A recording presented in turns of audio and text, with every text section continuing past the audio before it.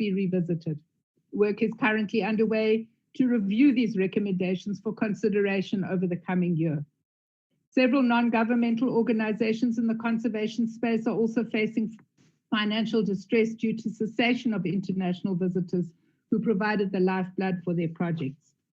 In response to this situation, I have taken a two-pronged approach informed by South Africa's current position as President of AMSON and the important role that the biodiversity economy plays in the country's development plan.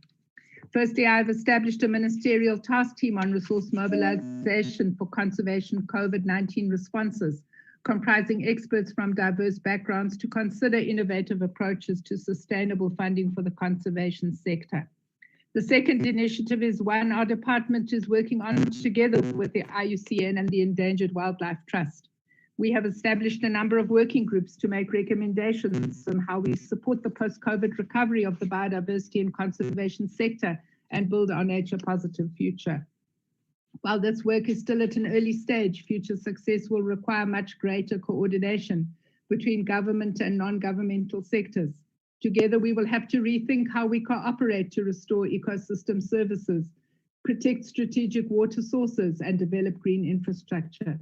It will require us to rethink the form and nature of our current environmental programs and how we cooperate resources we mobilize from both domestic and international sources.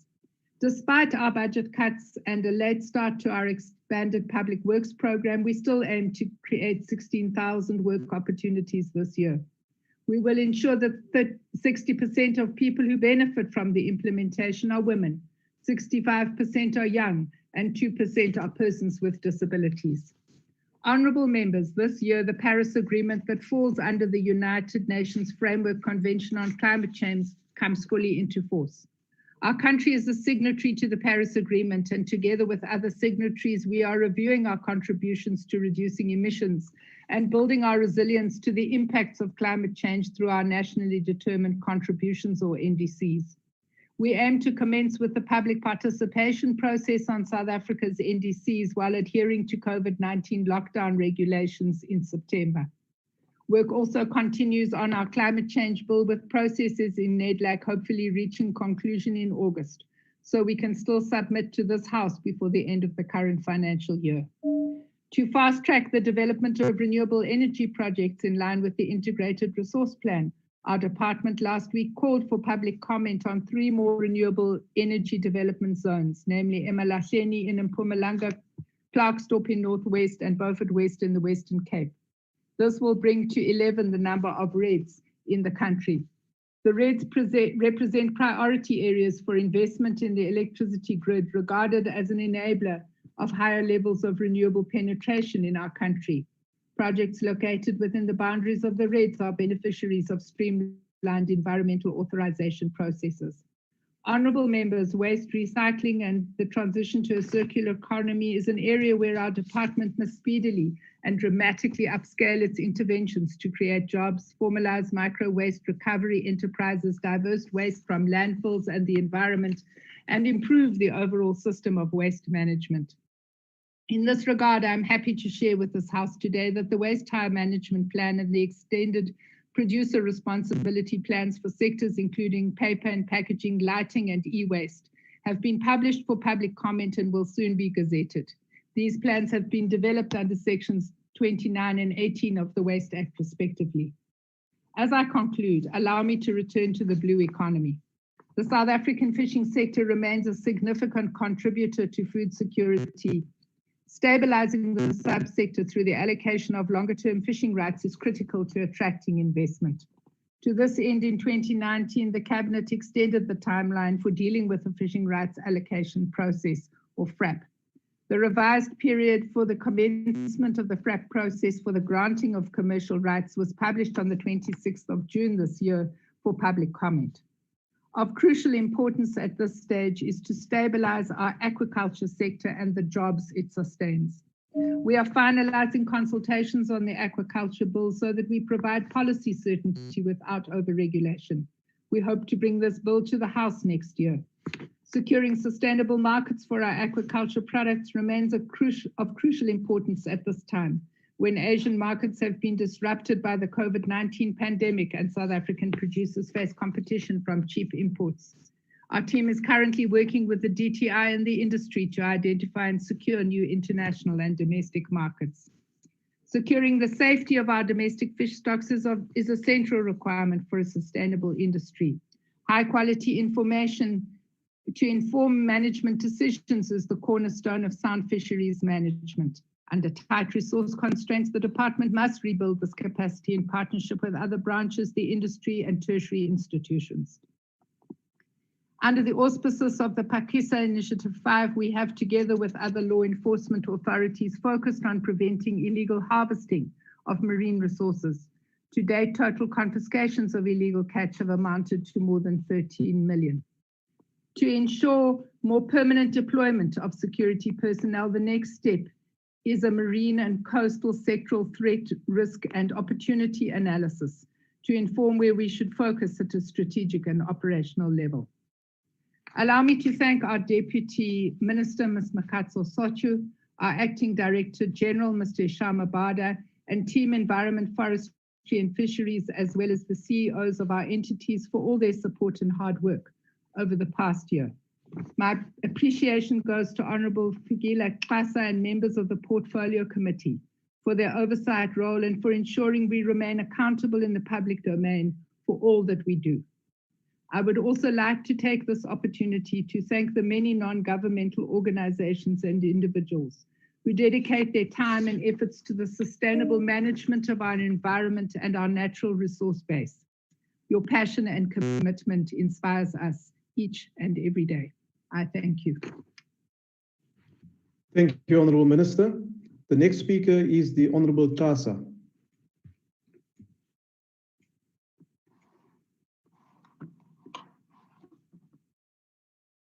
Honourable Chairperson, Honourable Minister, Honourable Deputy Minister Sochu, and the other deputy ministers who might be here. Honourable members, especially members of the Portfolio Committee, our esteemed environmental, forestry, and fisheries stakeholders, ladies and gentlemen, let me take this opportunity first to say, in the name of the committee, sitting kwikhayala kwaMlangeni, umbutho wakhe African National Congress, nesizwe ngokubanzi ngokulahlekelwa liqhalamsha lomzabalazi ophume izandla.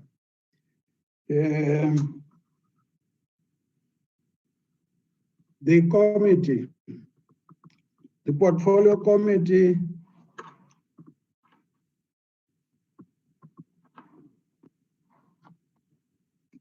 what's happening now here? The Portfolio Committee, let me continue. The Portfolio Committee on Environment, Forestry and Fisheries, interacted with the Department of Environment, Forestry and Fisheries on the 10th of July, 2020, in its revised performance targets to the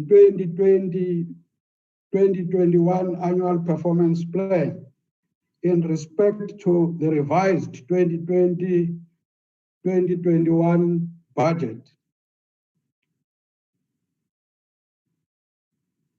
In respect to the revised 2020-2021 budget, which was effected on the adjusted 2020-21 national budget, which was tabled on by the Minister of Finance on the 24th of June, 2020. I would like to thank the Honourable Minister, Chrissy, and her team for their prompt reaction to retable the department's revised annual performance targets on time as per the requirement of the parliamentary program framework to make the said interaction possible to produce this outcome report that I rise to present to this August House for consideration and adoption on behalf of my committee. I therefore rise unconditionally to support the adjusted 2021 budget as presented. I therefore also want to congratulate the Minister for the eloquent speech in presenting the budget debate. Most of us as members of the committee would have supported most of the issues that she raised. Chairperson, Deputy Speaker, I would like to take this opportunity to remind the House that the Strategic Plan 2019-2020 was presented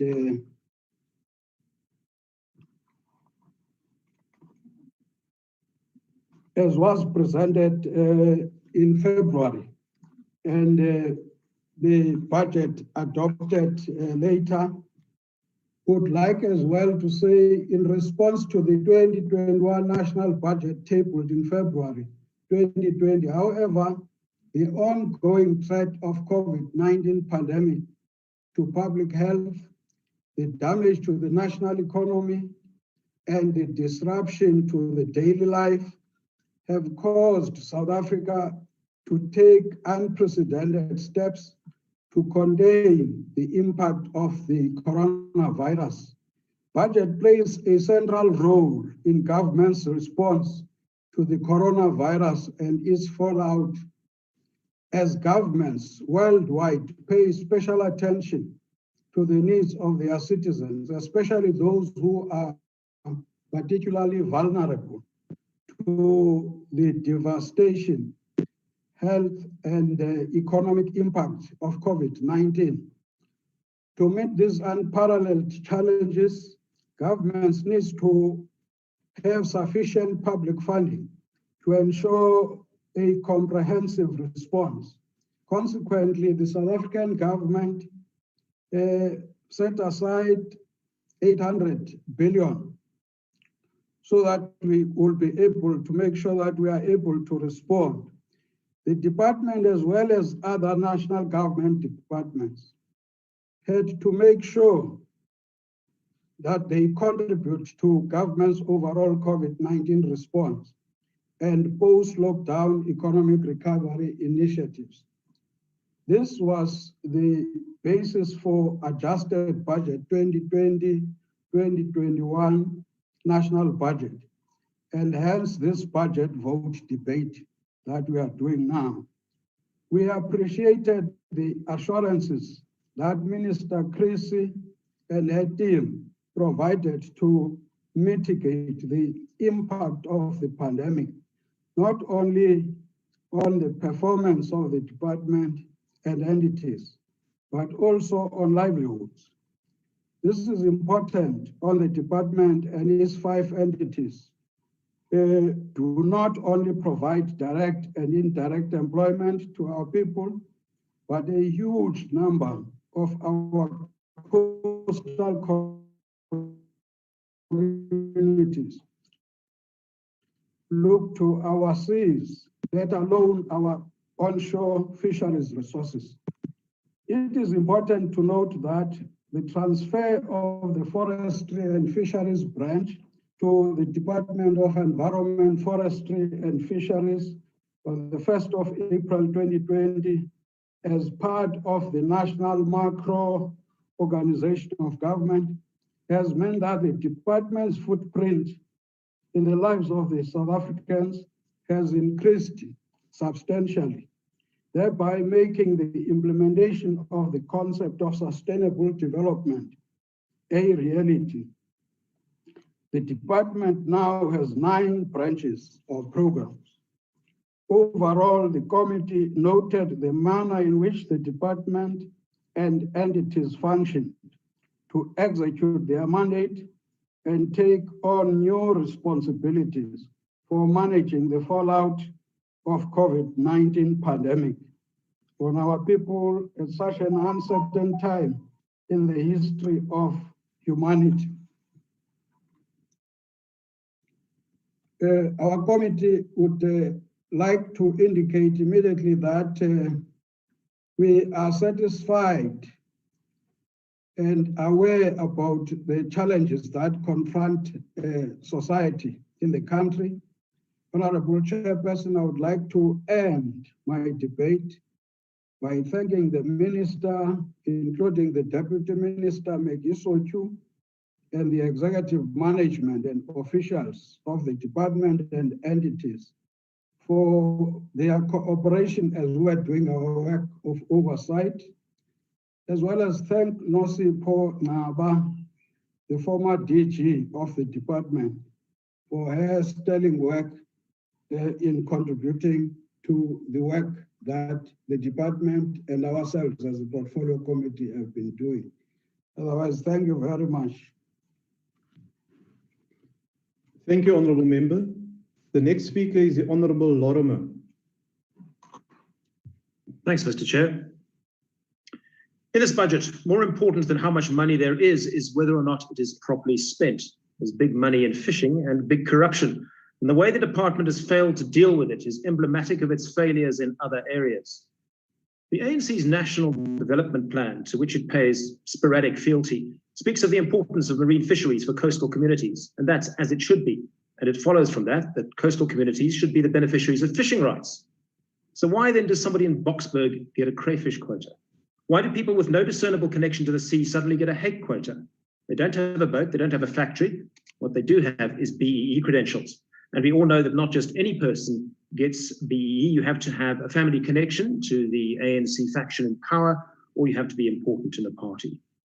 Promises to investigate previous quota allocations, for example, the 2016 FRAC process, have got nowhere. Some bizarre allocations remain unchanged. Now we're heading for a major new fishing rights allocation process, the FRAP 2021. The department is advertising all sorts of commendable appointments and safety measures to make sure there's no cheating. But in the end, the person who will decide whether objections are valid or not will be the Deputy Director General of Fisheries. What happened to the last DDG, I wonder? We need to be able to trust that person.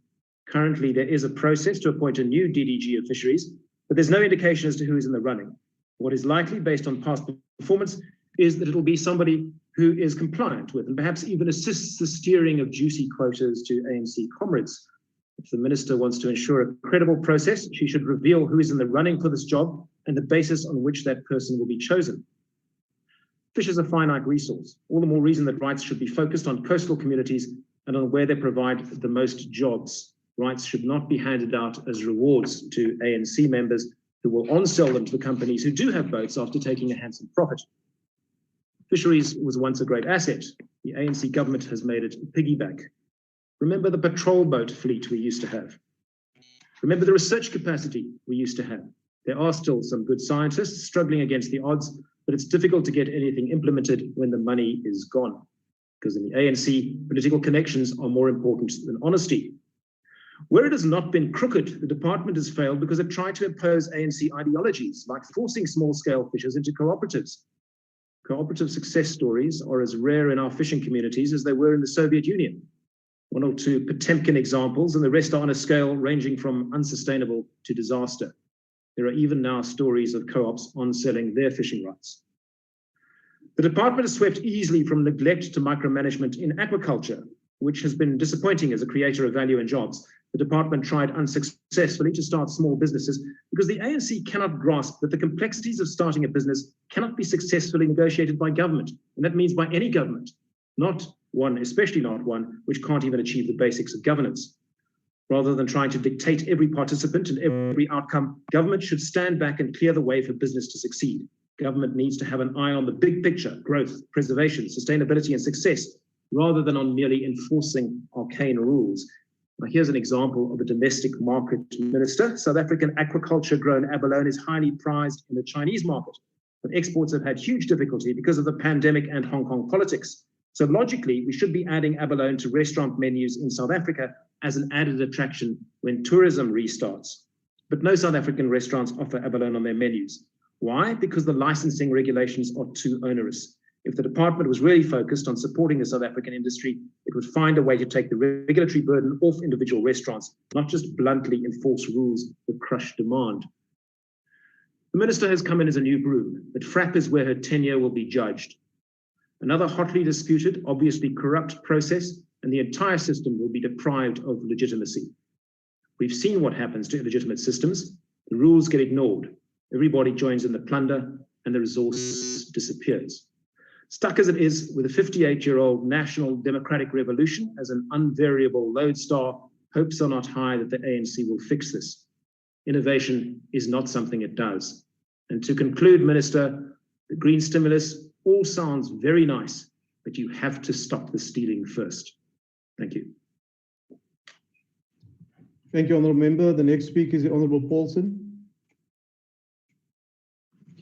Thank you, Chairperson. Chairperson, let me start off by saying that the EFF did not support the original 2021 budget, and that we also do not support the current budget adjustment in the report. What we will do instead is give you some advice as Minister as to how you can resolve some of the problems in this department. It's a competency that exists within the EFF. The majority of South Africans do not get to share equally in the resources under the stewardship of this department. This department, and especially fisheries, has been one of the worst run departments for a number of years. With the department having such a broad span of work, it took COVID-19 to confirm, Minister, where you will focus most of your attention. Minister, Forestry and Fisheries are equally as important. As part of the environments due to COVID-19, the department transferred 961 million from environmental programs to its biodiversity programs to ensure that 4,158 jobs were saved in sandparks and 20 national parks. Minister, I'm concerned about what the effect this will have on EPWP workers in our environmental programs. You mentioned that these programs will go ahead, but how many people will be deprived of jobs that they could have had? Minister, can you also focus on the reason Black women in senior management positions are leaving the South African National Biodiversity Institute? It's a concern, and we've raised it in the committee as well. This department should play a more active role in ensuring that companies involved in manufacturing and mining activities are held accountable for their role in the degradation of the environment. The department should employ more environmental specialists to ensure adherence to environmental policies. We cannot leave it up to industrialists to police the damage that they've caused to the environment. Minister, let's also focus on the problems in forestry. As far back as in 2017, while holding public hearings on the National Forest Amendment Bill, communities who are directly affected by the bill raised a number of concerns, ranging from non-compliance with agreements relating to empowerment of communities, the maintenance of road infrastructure, and the employment of locals. The committee then voiced its disappointment with the department's response to these concerns. We also expressed our disappointment with forestry companies for not responding to the community concerns. During our oversight visits, we were told about the low wages, lack of decent accommodation, bribery of community leaders to cause confusion, and the flouting of labor laws. Minister, Chairperson, with Forestry and Fisheries now lumped with Environment, a new minister, a new committee, and even a different chairperson of the committee, these are but a few of the many issues being swept under the carpet. We're in contact with those communities on a weekly basis, and the situation has not improved. MTO, Amatoli Forestry Company, Sengizi Forestry Products, Safcol, Sappi, Mondi, and PG Bison, despite the wonderful transformation strategies, are still a law unto themselves, and communities remain excluded from the forestry industry. It was especially during this pandemic that communities suffered because of this department's delay in packaging and parceling plantation forests for handover to communities. Minister, your urgent attention is needed, or else those communities will have no option but to take matters in their own hands. Talking about taking matters into their own hands, Minister, people are tired of the rampant corruption and cronyism in the fishing sector. The sector has almost completely been captured by white monopoly capital. 3 companies, Oceana, Sea Harvest, and Iron J, are allocated 90% of the lucrative species, hake, which has an estimated value of 10 billion rand. Premier Fishing, a majority Black-owned fishing company's total allocation over the past 20 years, has dropped 80% to a value of only 250 million. Minister, when you allocate quotas in the 2021 FRAP and you base the allocation on past effort as has been advertised, you will be favoring your friends in Oceania, Sea Harvest and I&J. Minister, when the EFF governs South Africa, we will immediately scrap that flawed document, the MLRA, since it favors established commercial companies who continue to monopolize our oceans economy. The Marine Living Resources Act 18 of 1998 excluded small-scale and artisanal fishers who catch and sell fish to sustain livelihoods. It also excluded those involved in post-harvesting and other activities like bait preparation, cleaning, processing, and marketing. It was only in 2005, due to civil society's efforts and an order of the Equality Court, that this ANC government embarked on developing a small-scale fisheries policy. A small-scale fisheries policy amendment to the MLRA was implemented in 2014. How's that for an afterthought? Minister, even you in our last meeting couldn't tell us what the department is doing to assist small-scale fishers during the pandemic, since they were not allowed to operate during lockdown level 5. Like the rest of this government, this department has no regard for the suffering of our people. We therefore reject this budget adjustment. Thank you very much, Chairperson. Thank you, Honourable Member. The next speaker, Honourable Singh. Thank you, Honourable Chairperson. Honourable Chairperson, as a country, we have witnessed both the positive and negative indirect environmental impact of COVID-19. Lockdown has resulted in a significant improvement of our air, terrestrial and marine environments as a result of the reduction in both economic activity and access restrictions. We must not let these significant gains slip away. So what have we learned from the virus? We have learned that wet markets are breeding pools for zoonotic diseases and must therefore be under the most stringent of regulations so as to ensure human health and safety. The COVID-19 pandemic provides a stark reminder to us that the handling or coming into close contact with wildlife, along with their body parts and or excretions like blood, spit, and urine, poses a risk of spillover of the pathogens they host and maintain in nature, and that can lead to zoonotic infections. Chairperson, one therefore cannot overemphasize the need to strictly enforce and regulate the trade of animal products, for example, the lion bone trade. So, Minister, will the high-level panel, which composition is now in disarray, provide us with credible solutions? Or will it become nothing but a bureaucratic process and drain on much-needed departmental funds? The IFP believes, Honourable Chairperson, that you, Minister, in consultation with Cabinet and with the backing of a House resolution in the 5th Parliament, have the power to shut down these unacceptable practices of wildlife trade, which is being exploited by criminals and scavengers. Let us look at the example of the rhino horn trade. Only last week, rhino horn worth 100 million rand was seized at OR Tambo Airport, disguised as artwork and destined for Malaysia. Or the lion bone trade, which continues unabated with government sanction, yet with no scientific basis or rationale for it to exist in the first place. Minister, I mention these examples to emphasize the necessity for continued compliance and monitoring. Despite the adjusted budget, these important functions must not be compromised.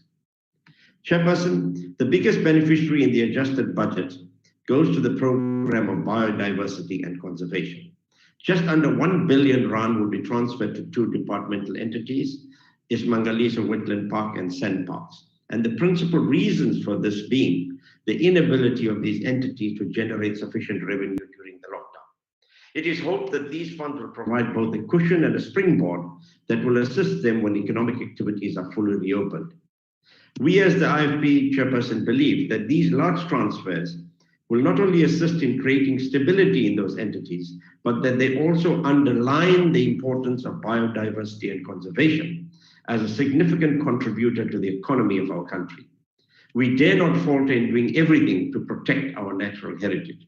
Finally, to this end, these entities must also ensure that they maintain current infrastructure within their control and not allow such infrastructure to fall into disrepair and ruin. Whilst there is a need to preserve and protect jobs, there's also a need that in the very near future, these entities must return to being profitable and sustainable revenue-generating entities and not a continued drain on the fiscus. The IFP will support the adjusted budget on environment, forestry, and fisheries. I thank you, Honourable Chairperson. Thank you, Honourable Chief. Great. Next speaker is Honourable Breed. Thank you, Chairperson. Chairperson, this department has always had a very important mandate to ensure the protection of the environment and conservation of natural resources, balance the sustainable development for current and future generations. What is this now? By no means a small feat, now more so than ever before. During this pandemic, we have seen their mandate, funds, and ability to assist really being pushed to its limits. Regardless of the fact that this department's budget is now significantly decreased, this department has historically, no matter its budget, failed its mandate. This department fails South Africans. It fails to protect natural resources, and it fails to keep our citizens safe from contaminated water resources. During this pandemic, it is failing our health systems because had this department really been serious about conservation and keeping citizens safe, we would not have seen our municipalities run rampant with environmental violations. The pollution of our natural resources is not limited to the Free State where I hail from. It is also not the exception, but the rule. Voorsitter, stortingsterreine wat onder andere die mandaat van hierdie departement is 'n gemors. Ek sou graag foto's wou wys, maar laat ek eerder die voorbeelde noem. De Wetsdorp stortingsterrein het R8 miljoen gekos en is in 2016 voltooi. Dit was state of the art, maar nou 'n geplunderde geraamte. Daar is 5 jaar nadat die stadsraad 'n besluit geneem het om Lindy se stortingsterrein wat onwettig binne 500 meter van die dorp geleë is te skuif, steeds niks gedoen nie. Morelig stortingsterrein binne 'n woonbuurt in Bethlehem was veronderstel om slegs vir tuinvullis te wees en het sedertdien in 'n behoorlike stortingsterrein ontaard met babadoeke en meubels. Botawil en Wesselsbron se stortingsterreine voldoen ook aan geen minimum vereiste nie en het rotte wat ek met my eie oë gesien het wat so groot is so staffies. En so kan ek aangaan, maar dit raak nog erger. Frankfurt has a landfill in a quarry. Because the necessary measures are not taken, this quarry fills and then the polluted water overflows into the Wilge River, which then ultimately ends up in the Vaal River. In Wesselsbron, the municipality pumps raw sewage into a veld just outside of town. Not only does it then run into the township, but it siphons through to the groundwater, polluting our natural resources even further. And these are all examples that have been raised repeatedly and most recently during this past month. But neither local, nor provincial, nor national governments are acting to resolve these issues and mitigate the dangerous situations and health risks. In Parijs, and yes, the problem was not initially an environmental issue, but has since become one and has a tremendous impact on this department and should be prioritized for the sake of our people, for the sake of our freshwater resources and our wildlife. The pollution in the Vaal River may have started long before the recent issues, but to this day, the problem persists and is increasing. Due to the forced load shedding in the town, everything suffers, even essential services like hospitals, water sanitation, and recently our sewage pumps. Sewage pumps are switched off twice a day for at least 2 hours. During these times, raw sewage and blood from the abattoir runs straight into the river. The enforcement of environmental legislation is wanting, and the department does not ensure that there are consequences for those officials and members of the public who contravene these. The FF Plus has on numerous occasions, as recently as yesterday, laid criminal charges against, amongst others, municipal managers for these contraventions, but the police do not know how to investigate these matters and no prosecution takes place. The only way to protect our environment is to have real consequences and prosecutions for these transgressions. Agbare minister, ek het aan die begin gesê, hierdie is nie die uitsondering nie, maar die reël. En ek pleit by u, hê genoeg erns met u departement en die omgewing om hierdie weer die uitsondering en nie die reël te maak nie. Voorsitter, ek dank u. Baie dankie. The next speaker is the Honourable Deputy Minister of Environment, Forestry and Fisheries. Who's this chair, the one who just spoke? Thank you very much. The Deputy Minister. Thank you very much. Honorable Minister of Environment, Forestry and Fisheries, Minister Barbara Christie, Honorable Chairperson of the Portfolio Committee, Mr. Fikile Kasa, members of Parliament, and also Environmental, Forestry and Fisheries Management and East Entities Management. House Chair, COVID-19 has presented a number of challenges to all South Africans and to the entire world. Although the pandemic has placed additional pressure on our economy and forced us to reprioritize to meet the needs of our people, it has held some hidden success for the environment. Factories closed and there were less cars on the roads for a limited period during alert level 5 of the national lockdown. The reduction in vehicle emission, smoke and pollutants from industries saw an improvement in our ambient air quality and thus a reduction in our greenhouse gas emission, which is important in meeting our international obligations on climate change. Chairperson, we are grateful for this hidden positive because South Africa is naturally a country of climatic extremes. Large parts of our country continue to suffer the effect of the most devastating drought in years. Other parts have experienced and are still experiencing destructive floods.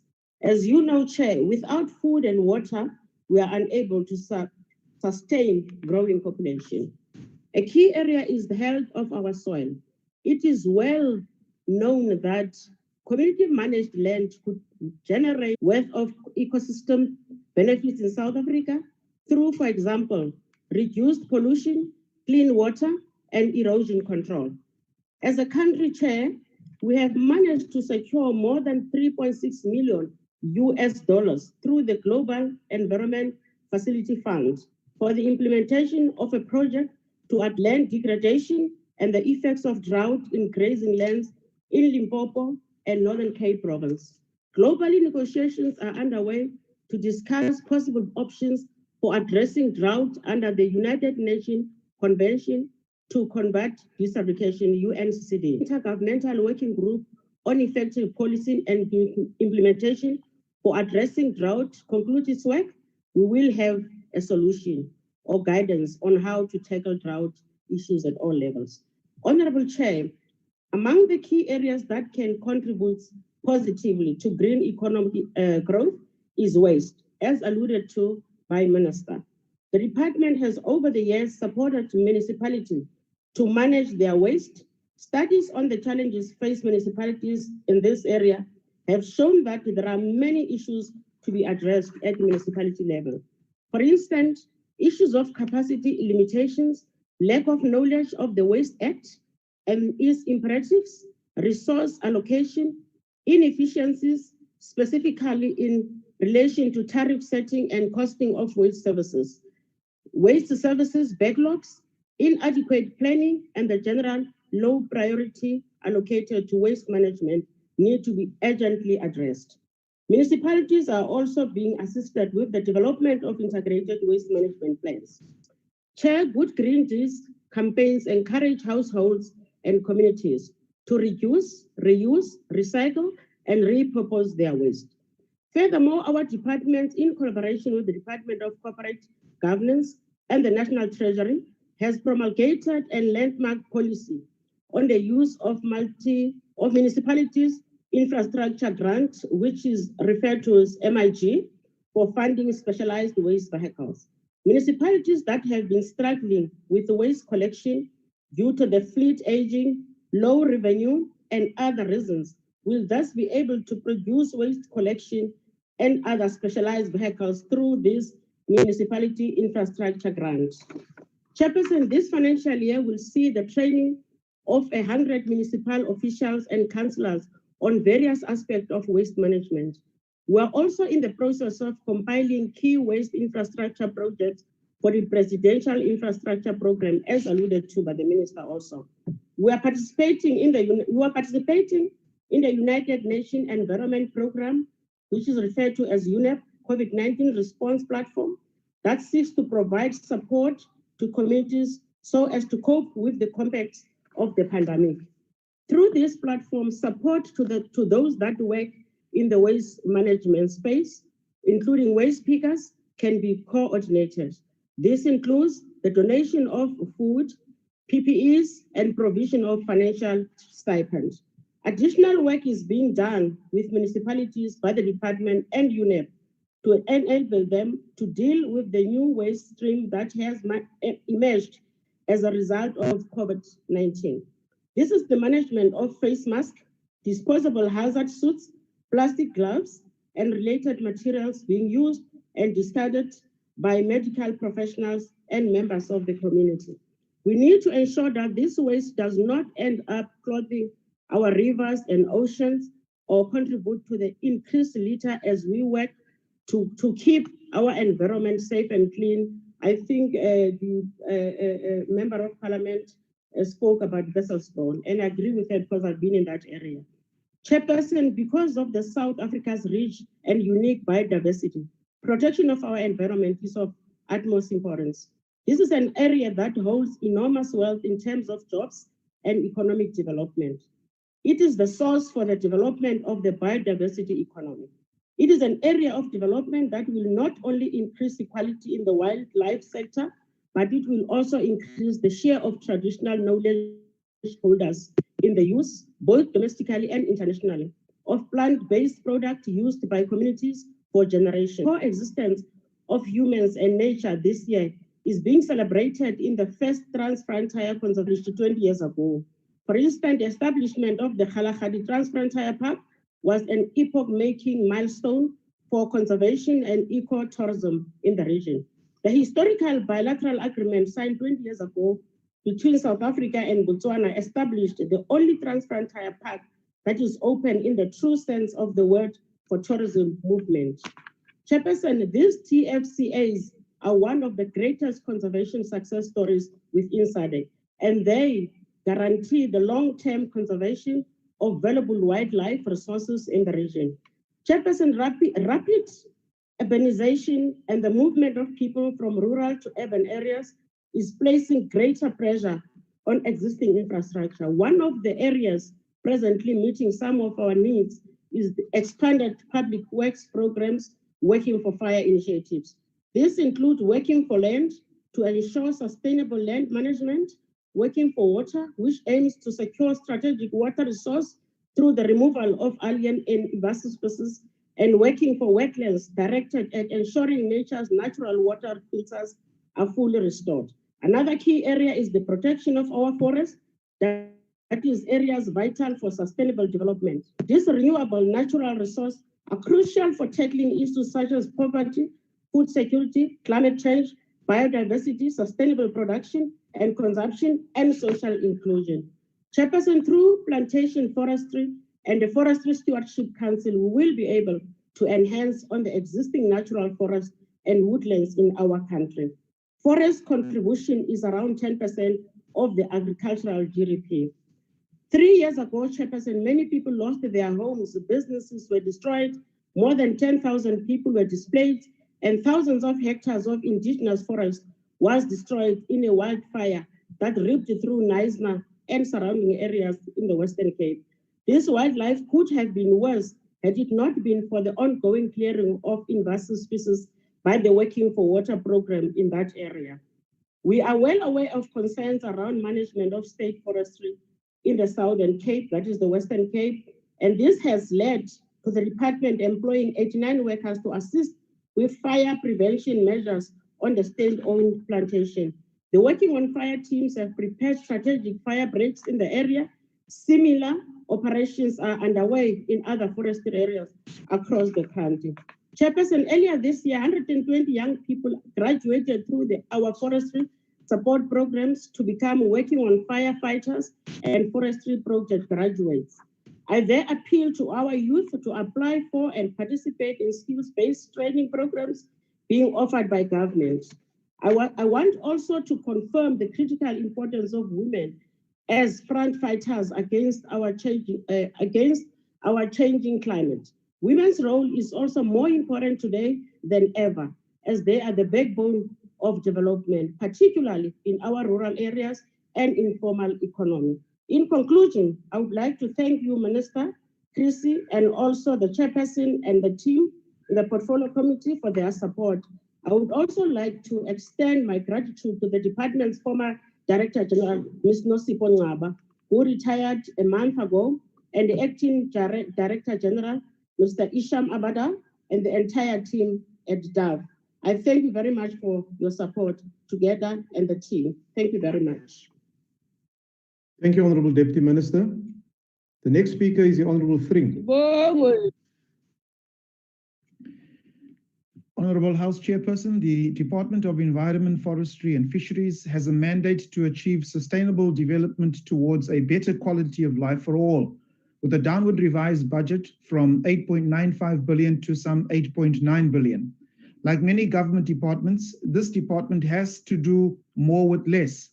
This adjustment budget vote is as a result of the COVID-19 virus, with much of the revisions going towards mitigating the effects of this virus, but contributing to a post-COVID-19 economic recovery plan, which includes the blue and green economies as new sectors for innovation, inclusion, and job creation.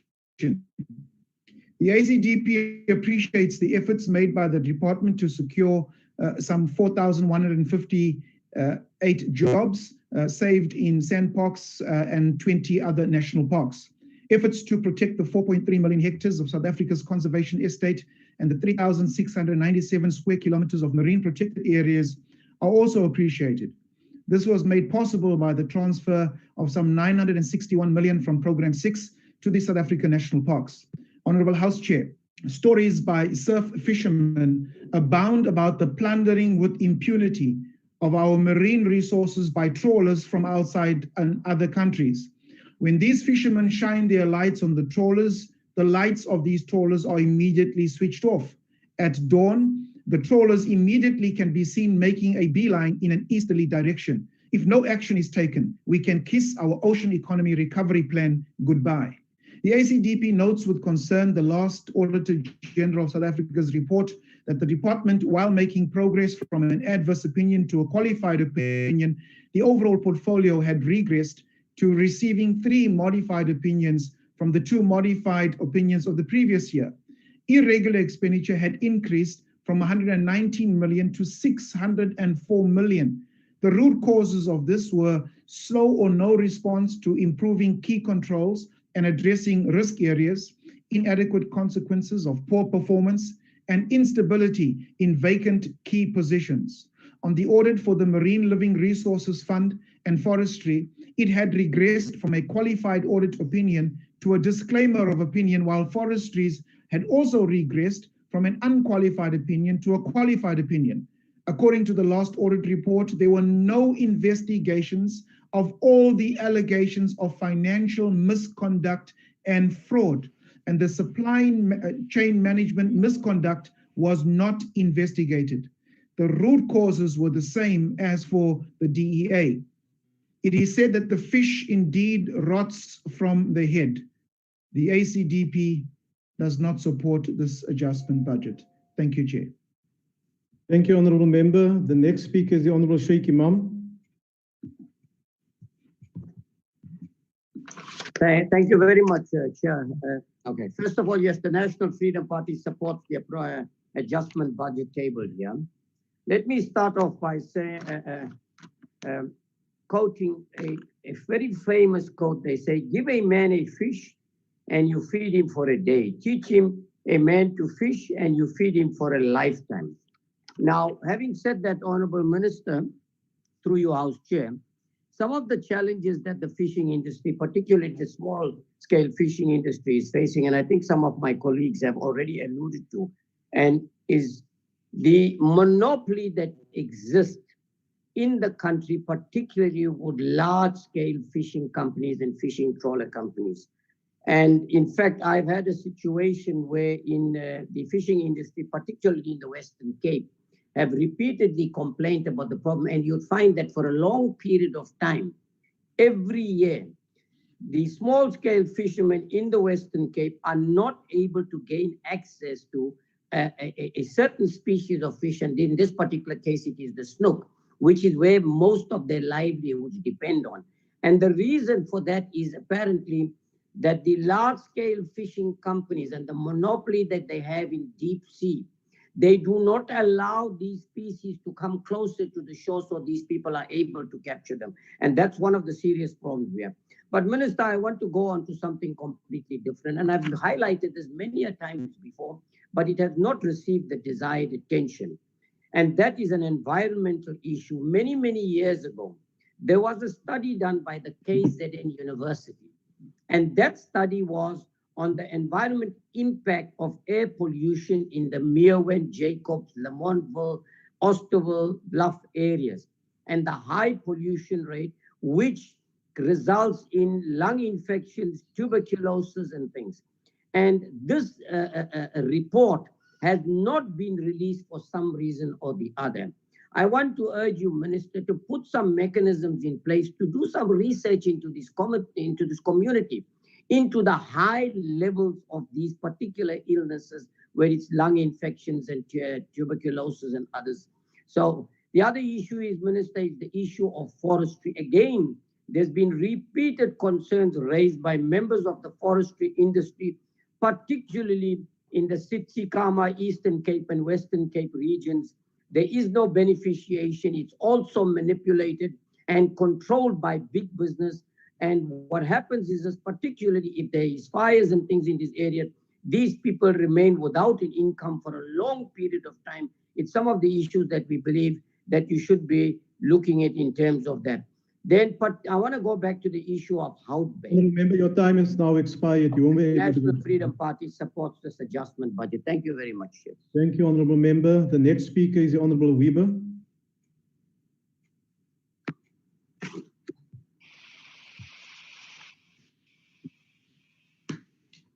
Chairperson, in March 2019, 16 fossil fuel power stations from Eskom applied for postponement and suspension of compliance with the minimum emission standard timeframes, which should have been effective from 1 April 2020.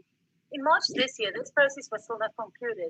These power stations had 5 years to reduce their toxic air pollution, moving towards the minimum emission standards, but there were no reductions. After 2 failed attempts by 2 previous ministers, Minister Creasy successfully gazetted the doubling of the SO2 standard in March 2020 from 500 to 1,000 milligrams per cubic meter.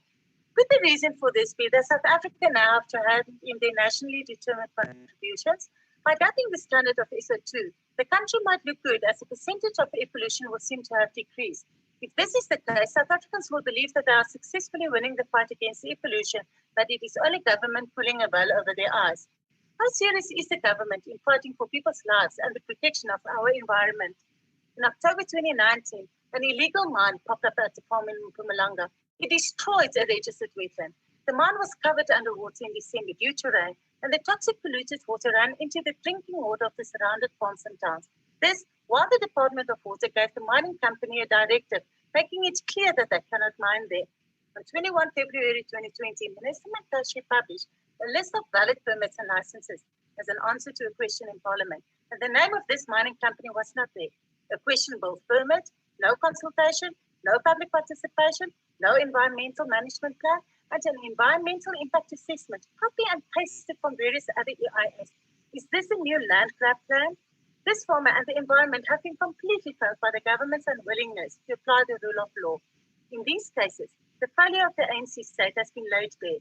The environment has not been protected. The mineral rights system has been shown to be in shambles, and private property has been shown to not be safe. I thank you, Chairperson. Thank you very much. The next speaker is the Honourable Hendricks. Thank you very much, Honourable Chair. Honourable Chair, Al Jamaa supports this budget. We wish the Minister everything of the best because, as we know, budgets have been reduced because of COVID-19. However, the Minister has no excuse to continue to allow the African child to live in sewerage, to eat in sewerage, to play in sewerage, and after the Cape of Storms in the Western Cape, sleep in sewerage. The Minister has to use the provisions of the Lima Act. It is the only act that gives a minister the right to criminally charge officials who harm the environment. So in Masiphumeleli and also in Zandvlei, we have directives from the ministers, directors of environment enforcement that the NEMA Act, that the municipalities are in non-compliance with the NEMA Act. Al Jamaa went so far as to get 2 directives after the first directive. There was some fault with it. We got the Human Rights Commission to prepare damning reports of the harm to the African child. We got a public protector, Honorable Chair, to issue a settlement agreement with regard to Masiphumeleli, and we brought 3 professors to examine the fish in Kalk Bay.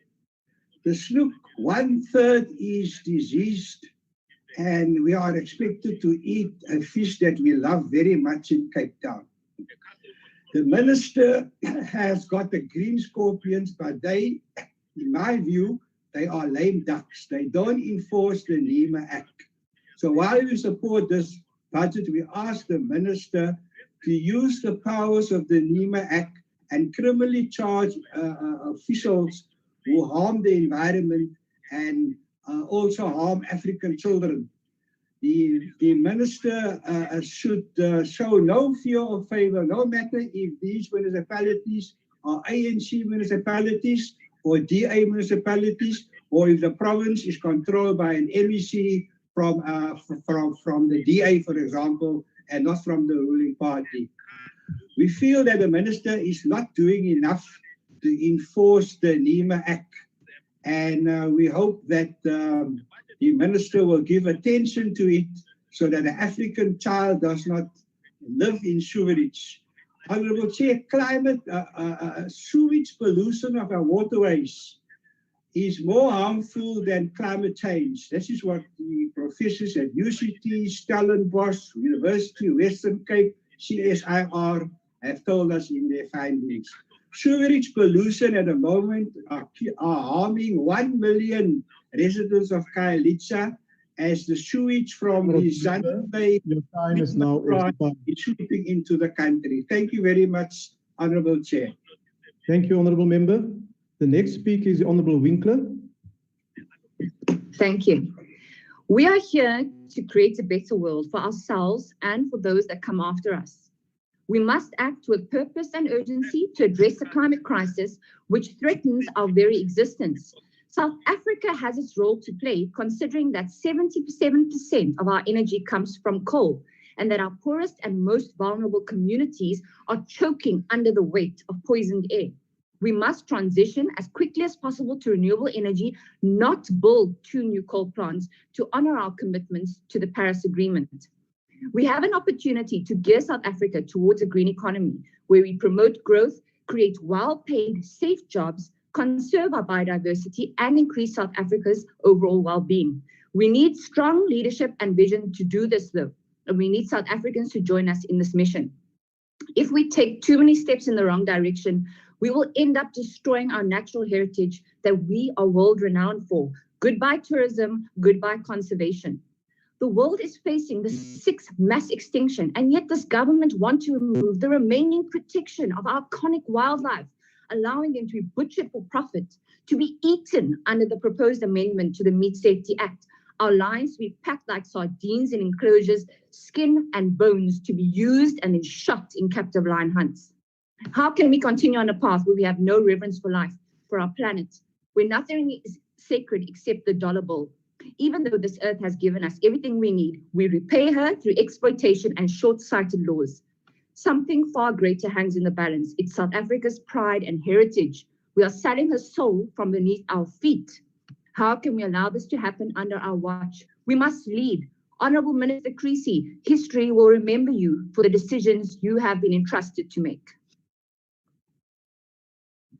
Thank you, Honorable Member. The next speaker is the Honorable Gancho.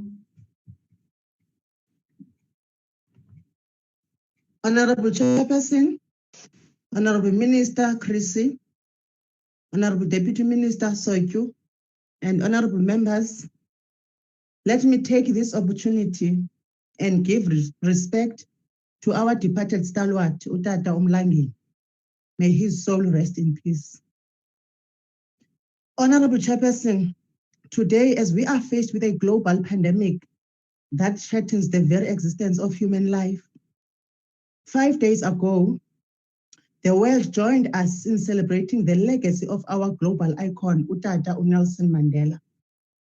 And we are today reminded of his words when he said in 2002, speaking at the opening of the Water Dome during the World Summit in Sustainable Development, I quote, "When I return, as often as I do, to the rural village and the area of my childhood and youth, the poverty of people and the devastating of the natural environment painfully strike me."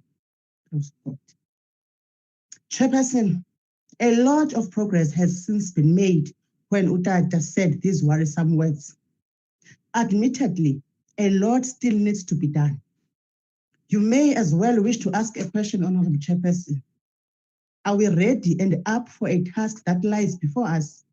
The answer is yes, a very resounding yes.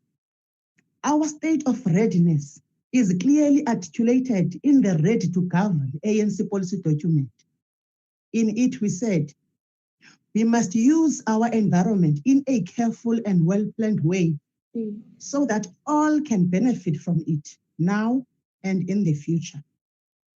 The Department of Environment, Forestry and Fisheries has developed policies on the protection of our environment and the use of our natural resources.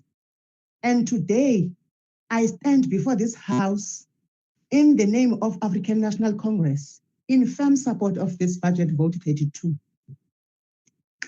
There are a number of reasons why we support this budget as the ANC.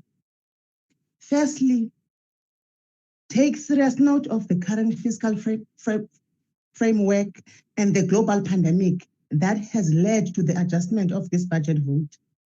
And as a result, the department had to revise its annual performance plan accordingly. Despite these understandable cuts, the vote will contribute to efforts being made in growing our economy and creating job opportunities. Honorable Chairperson, one of the programs that promise to create massive job opportunities is our oceans economy. And this year, more fishing rights will be allocated to fishing cooperatives.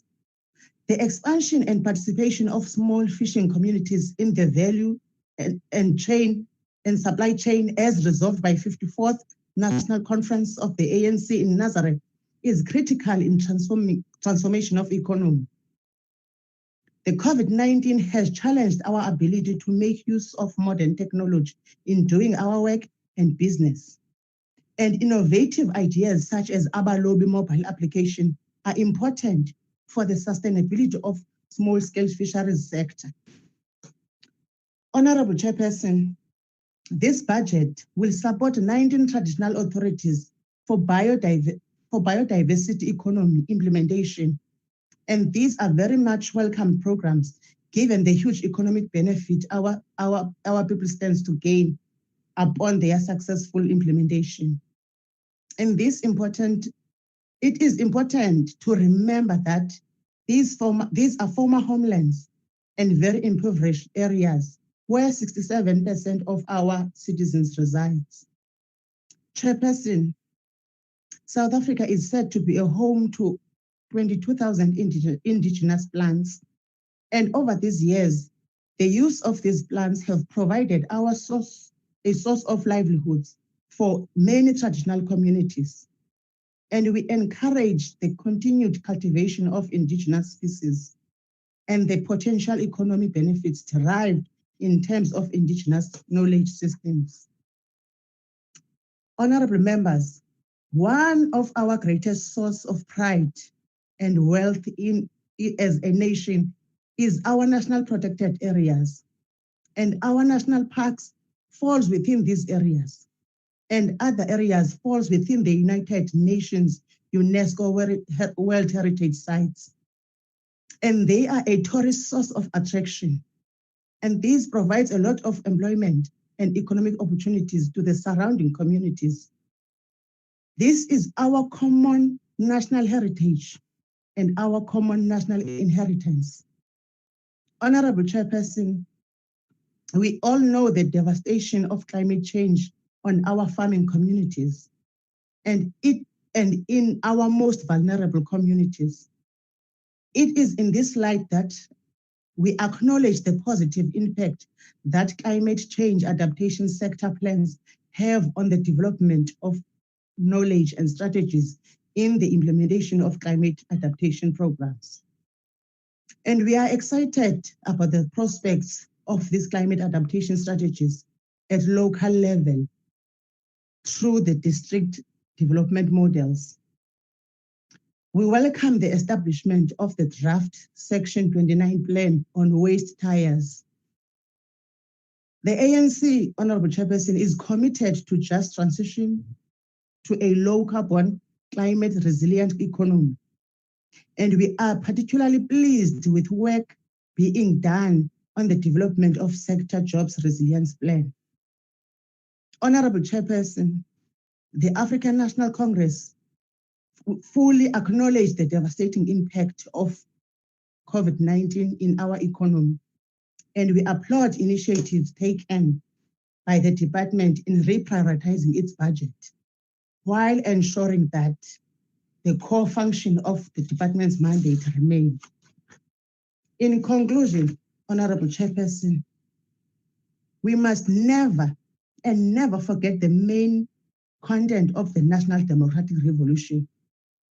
That is to liberate, the liberation of Africans in particular and Blacks in general from the political and social economic bondage. It means uplifting the quality of life of all South Africans, especially poor, the majority of whom are Africans and women. Before I close, Chair, to this racist DA that has never provided any solutions since Jan van Riebeeck came into our land. But now they are grandstanding, acting as if they can do better.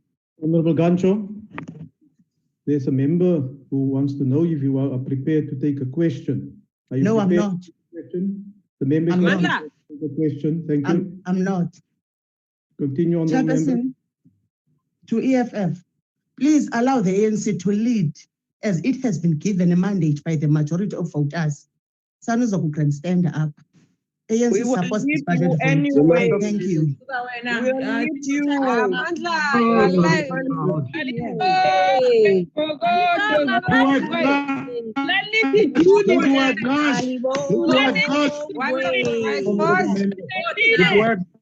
Honorable members.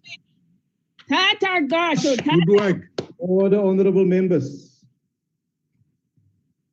I now recognize the Honorable Minister of the Environment, Forestry and Fisheries. Thank you very much, Honourable House Chair. And let me start by thanking all the honourable members for the debate. In particular, thank you for the support and thank you for the constructive criticism. I'm going to start by responding to some of the key points that I think one must respond to. With regard to FRAP 2020-21, the principles that will guide this process are transparency, accountability, and transformation in the ownership of the sector. At this point, there is nothing I can do to convince the honourable member of the opposition that I can run a process with integrity. But allow me to run the process and criticize me afterwards. What I'm not prepared to do is to apologize in this House for the transformation record of the African National Congress in the fishing industry. This industry in 1994 was 100% white owned.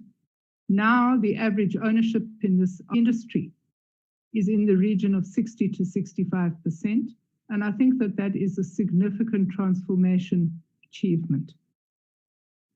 What we have also done, and I thought the honourable member of the EFF would congratulate me for it, is the fact that we have concluded the allocation of these 15-year fishing rights to 10,500 to 10,500 small-scale fishermen and women who have never had these rights before.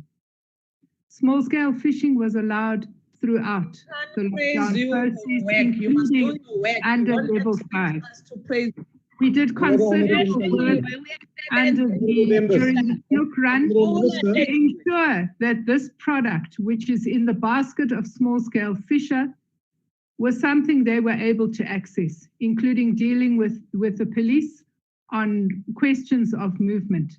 We've also done a lot of work on the KZN coast to ensure that recreational fishers and small-scale fishers can benefit from the sardine run. Both of these runs were extremely good this year, and colleagues were happy. We've also worked together with the fishing industry as a whole to open up restaurants, because we understand that this is how fishing persons can access markets for their products. Honourable Singh, with regard to the high-level panel, let me say that I am aware of concerns in the public domain regarding the lack of balance on this panel, and I will shortly be announcing 3 new members, which I hope will go some way to dealing with these concerns. But in the end, the decisions that have to be made are mine, and I'm not going to absolve myself of that responsibility or shirk any difficult decisions that have to be made.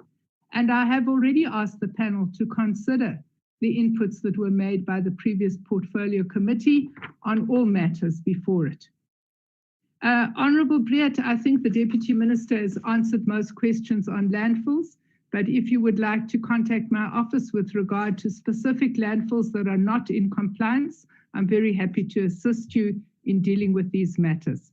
With regard to irregular expenditure, I have recently received a report on irregular expenditure in the department. It doesn't include the 2 branches that I only inherited in April. I am considering this report, and in due course I will report to the portfolio committee what remedial action one is going to take.